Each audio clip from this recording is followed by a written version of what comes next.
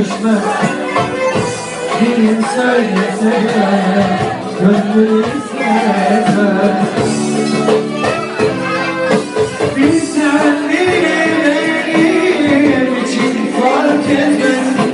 Bir tek dileğim var, mutlu ol yeter.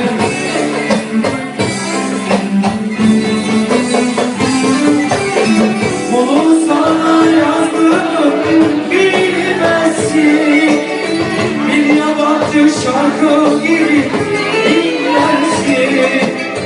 Benim için önce olmak, sonra sensin. Bir tek dileğim var, mutlu ol yeter.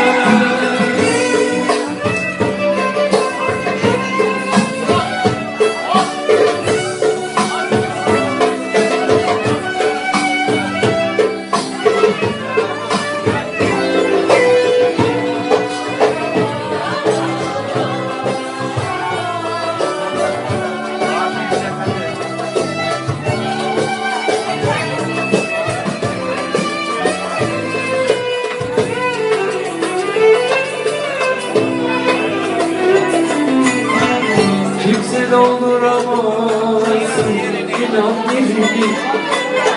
Bu şarkıda aşkımızın yeri. Hiç düşünmem hiç durmuyor değil. Bir tek dileğim var, mutlu ol yeter.